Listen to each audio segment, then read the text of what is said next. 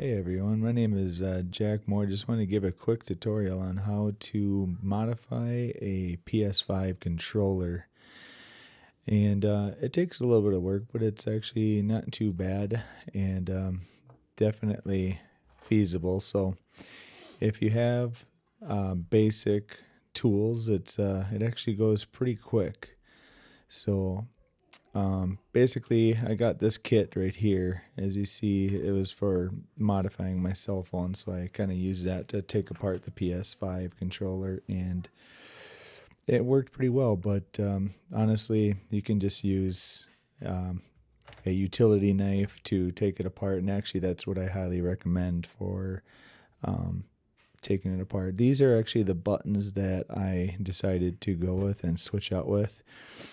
The first time I modified it, I put in these smaller buttons and they worked, but they just were a little bit too small. So these are a little bit larger buttons and they just work better. They seem to have more of a click, better click to them as well. So yeah, I'll kind of show you how to. There's so many videos on how to tear these apart, but you can see here those are the first buttons that I put in, and you can see the size difference there. So it's quite significant. They're a lot clickier too. So I kind of messed up with the first ones too. I used super glue, and the super glue actually the first go around actually kind of seeped down into the button itself, and they locked up. So I had to tear the whole thing apart and redo it, which is kind of a pain in the butt. So if you're using super glue, just be very careful. And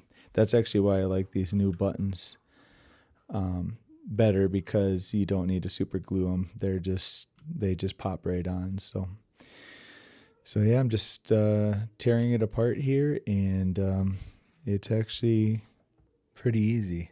Yeah, it's not too bad at all. So right here, this toolkit, everything I'll have linked in the description down below.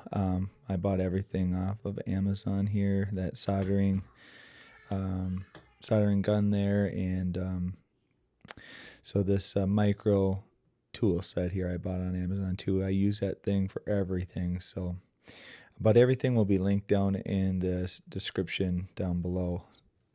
And there's 4 screws that you need to take out in order to take the PS5 controller out. There's 2 on the bottom, and then you actually have to pop off it's L1 and L2 to get to the other 2 screws. And right now I'm just turning on the soldering iron. I got it set to 730 degrees, just getting it preheated right now, because I'm going to take out the other buttons as well. So I need to, I didn't want to restrip them, so I just basically desoldered them. It didn't take that long, so.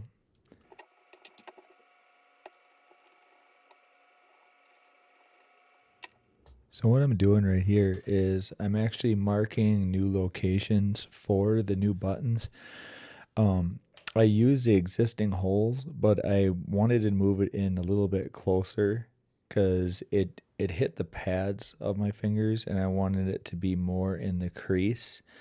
I noticed that whenever I did play, that I was reaching for it, so it wasn't as comfortable. So one thing I do recommend is that when you do, just try to make sure it's in the crease. It's a little bit more comfortable when you're pressing the buttons. So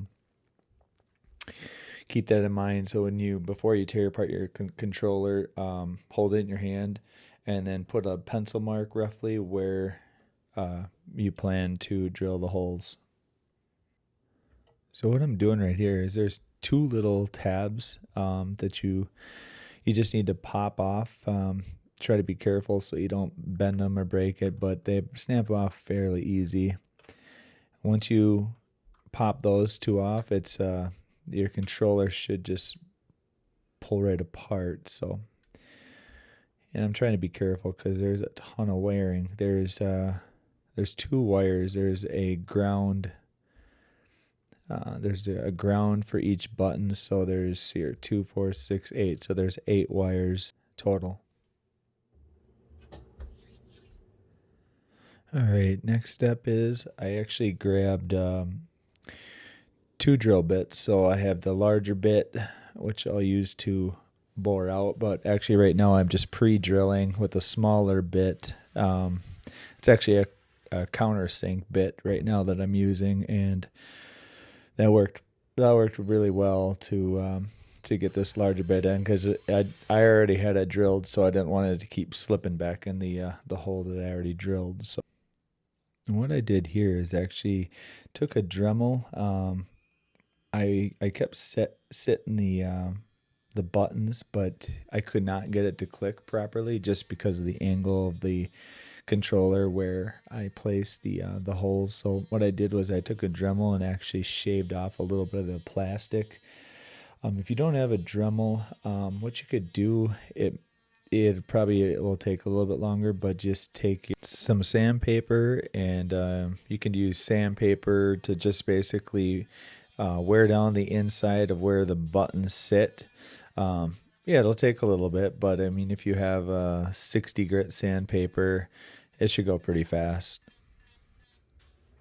All right, so what I'm doing here is I have the controller clamped down with the soldering iron, and it's actually really nice. There's two clips that you can either hold any sort of motherboard or whatever you're soldering. You can even hold with those clips. It's actually pretty nice, and I'm just putting down a fairly decent amount of hot glue just to hold the buttons down. So I just pre-soldered the buttons so that I could get the hot glue over where I soldered, and I wanted to make sure that I had it in the correct spot. So what I have is if you're holding the controller, the bottom right is X, the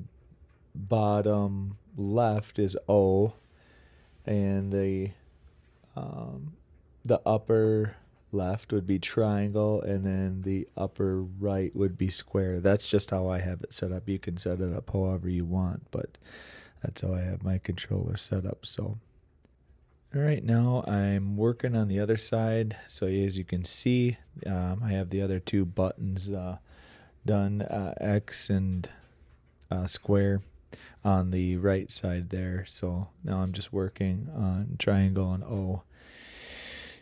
And yeah, so it went a lot quicker than expected, but I already did have it all wired up. And if you guys want, I can make another video on tear apart the controller and actually show how the board's installed. There are other videos that explain how to pop in these remod kits. There's not a whole lot for PS5 right now, but I mean, it's just hard enough to get a hold of one right now. So, but there are videos out there. So I just wanted to make this and just to kind of show how to make your own custom buttons. All right, so I have both the buttons soldered on, both triangle and circle. And so I'm just applying a little bit more hot glue on those buttons, and it's vitally important while you put the hot glue on to put a decent amount so it covers it on all four sides, and then either take a utility knife or some sort of pointy object, and you want to press down on it. And while you're pressing down, make sure you click the buttons. Make sure that the buttons didn't bind up on the side of the controller or the hole that you drilled, because I mean, that's the last thing you want, is to get it set and then have to peel off the hot glue and then just redo it. So it's just easier just to be pressed down. You can see I'm pressing down right there and clicking the button just to make sure that it's working properly. But yeah, and you want to keep the pressure down so that you get the full range of the button as well while the hot glue sets.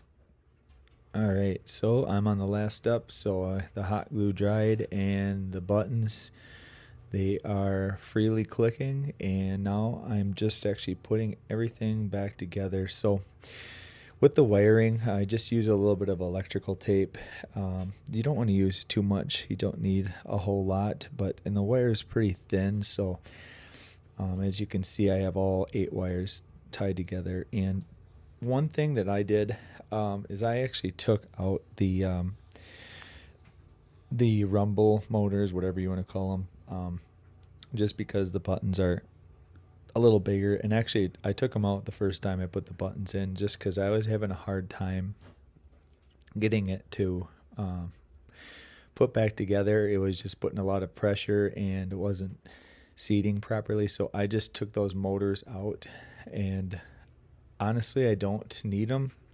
I disable them anyways when I play Call of Duty, so it wasn't really a big deal. This controller is going to be just for Call of Duty anyways, so I will eventually go out and purchase another controller. Just not a huge deal right now for playing other games where I do want to have that haptic feedback, but it wasn't really a huge deal. So I just took my Dremel and cut those motors out, and then just when I snipped the wires, I just put a little bit of electrical tape on it and tucked it in back into the controller. So yeah, I'm just slowly putting it back together. See, I'm taking this cell phone piece and pushing the wires in to make sure they don't get pinched. And I actually, because the wires were a little bit longer, I wanted to give myself a little bit more wiggle room, so that when I was soldering and such, I didn't have to work with such short wires. So yeah, so I basically routed the wires down on the left side of the controller where one of the motors were, and now I'm just snapping everything back in place. All right, just put everything back together, testing the buttons. It's all working great. And yeah, if you have any questions on how I did this modification to the controller, just drop a comment down below. And yeah, subscribe, hit the like button. That'd be huge. But if you have any questions, just hit me up in a comment. I'll get back to you right away. And yeah, if you want, I'll actually put links down below to the soldering iron that I got on Amazon. There'll be an affiliate link down below, and also that micro screwdriver set as well. So yeah, this is a fun project. I know you can do it, and yeah, we'll see you on the battlefield.